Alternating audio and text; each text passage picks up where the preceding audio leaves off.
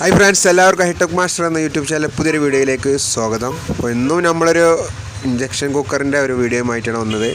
ഇന്ന് ഒരുപാട് ആളെ കമൻറ്റായിട്ട് രേഖപ്പെടുത്തിയിട്ട് ഒരുപാട് ആവശ്യപ്പെട്ടൊരു വീഡിയോ ആണ് E4 പ്രശ്നം.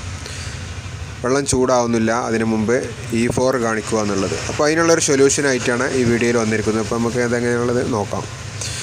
അപ്പോൾ നമുക്കിതാണ് ഈ E4 കാണിക്കുന്ന ഈ ഈസി കുക്ക് ഇതാണ്. അപ്പോൾ നമുക്കൊന്ന് ഓപ്പൺ ചെയ്ത് നോക്കാം.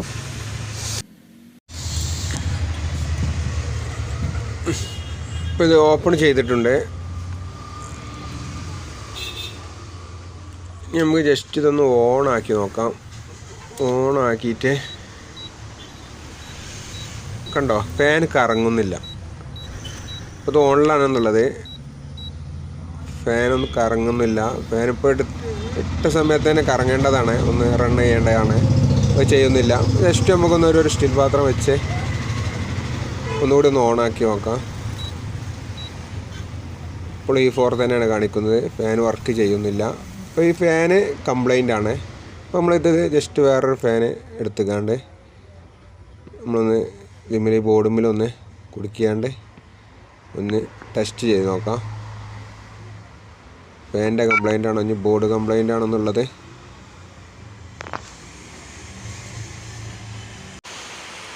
അപ്പോൾ ഫ്രണ്ട്സ്, ഫാന് കംപ്ലൈൻ്റ് ആണ്. അതിന്മേലുള്ള ഫാന് കംപ്ലൈൻ്റ് ആണ്. അപ്പോൾ ബോർഡും കാര്യങ്ങളൊക്കെ ക്ലിയറാണ്. അപ്പോൾ ഫാനിൻ്റെ പ്രശ്നമുള്ളൂ. അപ്പോൾ ഈ ഫാൻ നമുക്ക് എന്തായാലും മാറ്റണം. എന്നിട്ടൊന്ന് ചെക്ക് ചെയ്ത് നോക്കണം. ഫാൻ റീപ്ലേസ്മെൻറ്റ് ചെയ്തതിന് ശേഷം എന്നിട്ട് E4 മാറുന്നുണ്ടോ എന്നുള്ളത് നോക്കണം. പക്ഷേ E4 അതിൻ്റെ പ്രശ്നമല്ലായിരിക്കും. വേറെ ബോർഡിലെന്തോ പ്രശ്നമാണ്. അപ്പോൾ നമ്മൾ എന്തായാലും ഈ ഫാന് മാറുന്നുണ്ട്. ഈ ഫാനില്ലാഞ്ഞാൽ IGBT IC ഒക്കെ കംപ്ലൈൻ്റ് ആവും. IGBT ഒക്കെ അടിച്ചു പോകാനുള്ള സാധ്യത വളരെ കൂടുതലാണ്.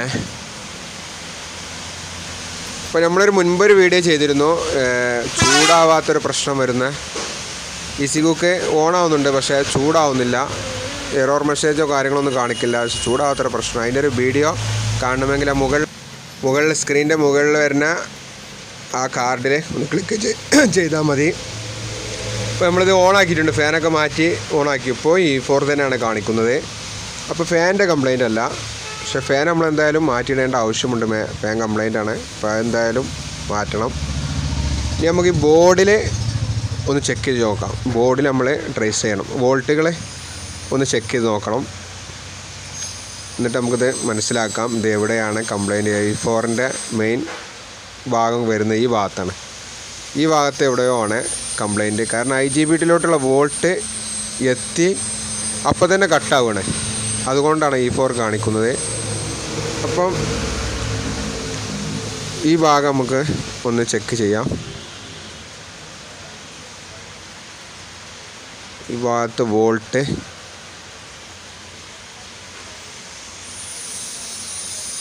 ഓക്കെ. ഇവിടെ എങ്ങനെയാണ്, ഈ ഭാഗത്താണ് ഈ രജിസ്റ്റർ. ഇവിടെ ഇങ്ങോട്ട് വോൾട്ട് ഡ്രോപ്പ് ആയിരിക്കണം. ഇവിടെ കിട്ടുന്നില്ല. ഓക്കെ, അപ്പോൾ ഈ ഭാഗത്താണ്, ഈ രജിസ്റ്ററിൻ്റെ ഈ ഭാഗത്താണ്. അപ്പോൾ നമ്മൾ ഇതിലോട്ട് വരുന്ന ഒരു രജിസ്റ്റർ ഉണ്ട്. ആ രജിസ്റ്റർ ഒന്ന് ചെക്ക് ചെയ്ത് നോക്കണം.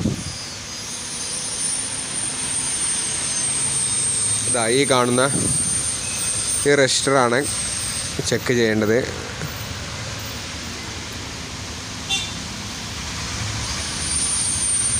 അപ്പോൾ അത് പറയും പോലെ ഇതിൽ നിങ്ങൾക്ക് വലിയ സംശയങ്ങളോ മറ്റോ ഉണ്ടെങ്കിൽ എന്തിനും നിങ്ങൾക്ക് കമൻ്റായിട്ട് രേഖപ്പെടുത്താവുന്നതാണ്. അപ്പോൾ ഈ രജിസ്റ്റർ നമുക്ക് എന്തായാലും ഒന്ന് ചെക്ക് ചെയ്ത് നോക്കാം.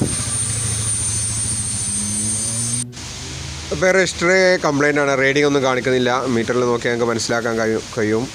അപ്പോൾ റീഡിംഗ് ഒന്നും കാണിക്കില്ല. അപ്പോൾ ഈ രജിസ്റ്റർ ഓപ്പൺ ആണ്. നമുക്ക് അതേ സെയിം വാല്യൂവിലുള്ള ഒരു രജിസ്റ്റർ ഇട്ട് നമുക്ക് ബോർഡിൽ സോൾഡർ ചെയ്ത് പിടിപ്പിക്കാം.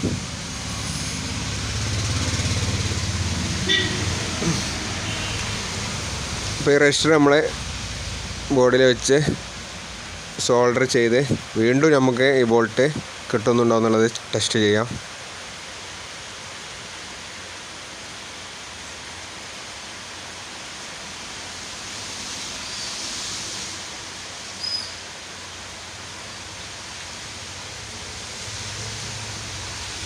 ഇനി നമുക്ക് സോൾഡറിങ് കഴിഞ്ഞിട്ടുണ്ട്. ഇനി നമുക്കിതൊന്ന് ചെക്ക് ചെയ്ത് നോക്കാം. കണ്ടില്ലേ, ഇപ്പോൾ വോൾട്ട് പക്കയാണ്, ബോർഡിലോട്ട് വോൾട്ട് റെഡിയാണ്. അപ്പോൾ രജിസ്റ്ററിൻ്റെ ഒരു കംപ്ലൈൻ്റ് ആയിരുന്നു.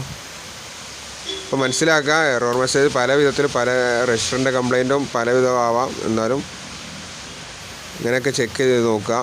എന്തെങ്കിലും സംശയം ഉണ്ടെങ്കിൽ നിങ്ങൾക്ക് കമാൻഡായിട്ട് ചോദിക്കാവുന്നതാണ്. ഇനി നമുക്ക് ജസ്റ്റ് ഒന്ന് വെള്ളം ഒന്ന് ചൂടാക്കി നോക്കാം. ഓണാക്കാം. അപ്പോൾ IGBT എടുത്തിട്ടുണ്ട്. അപ്പോൾ പാത്രം ഇങ്ങനെ ചൂടായി ഇങ്ങനെ വരുന്നുണ്ട്. അപ്പോൾ എല്ലാ വീഡിയോയിലും പറയുന്നത് പോലെ എൻ്റെ സുഹൃത്തുക്കൾക്ക് ഇതുപോലെ ഉപകാരപ്രദമായിട്ടുള്ള വീഡിയോ ലഭിക്കാൻ എല്ലാവരും ചാനൽ സബ്സ്ക്രൈബ് ചെയ്യുക.